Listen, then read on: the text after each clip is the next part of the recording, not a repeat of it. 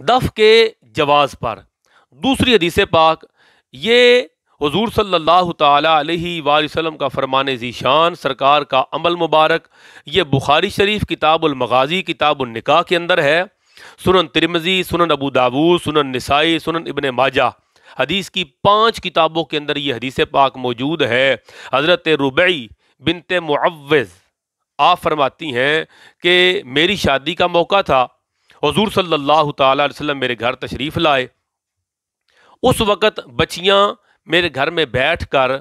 وہ شہدائے بدر کے یاد میں ترانہ پڑھ رہی تھیں۔ یہ غزوہ بدر کے بعد کا واقعہ ہے۔ غزوہ بدر کے اندر جو مسلمان شہید ہوئے ان کی بہادری کے ترانے گا رہی تھیں، اور وہ بچیاں وَجُوَيْرِيَاتٌ يَضْرِبْنَ بِالدُّفِّ، وہ بچیاں دف بجا کر جنگ بدر میں شہید ہونے والے صحابہ کرام کی عظمت کے گن گا رہی تھیں، یعنی وہ منقبت پڑھ رہی تھیں صحابہ کرام کے دف کے ساتھ۔ جب آقا علیہ السلام تشریف لائے وہ بچیاں پڑھ رہی ہیں، سرکار سماعت فرما رہے ہیں،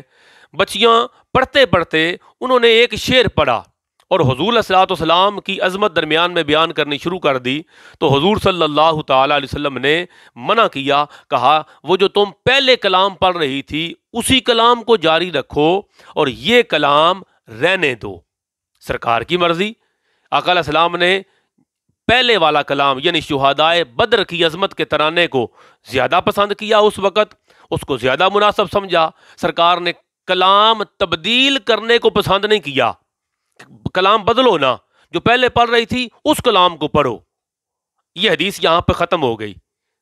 علماء ذیشان نے فرمایا سرکار شادی والے گھر تشریف لے کے گئے، وہاں بچیاں دف پر شہدائے بدر کے ترانے گا رہی تھیں، حضور علیہ السلام نے کلام تبدیل کرنے پر تو روکا، لیکن میرے آقا نے دف بجانے سے نہیں روکا۔ بڑی سادہ بات ہے، دف ناجائز ہوتا، ناجائز اور حرام کے اندر زمین آسمان کا فرق۔ بھائی یہ مباح کا عمل ہے، اگر حرام ہوتا تو حضور منع نہ کرتے، حرام ہوتا، مکروہ تحریمی، مکروہ تنزیہی یا سات، کتنے درجے ہیں درمیان میں، حرام ہوتا تو سرکار منع کرتے، سرکار نے دف سے نہیں روکا، کلام تبدیل کرنے سے روکا، جس سے پتہ چلا کہ دف کے ساتھ کلام حضور کے سامنے پڑھا گیا، صحابہ کرام کے منقبت پڑھے گئے، شہدائے بدر کے مناقب پڑھے گئے سرکار کے سامنے، سرکار نے کلام تبدیل کرنے سے روکا، دف بجانے سے نہیں روکا۔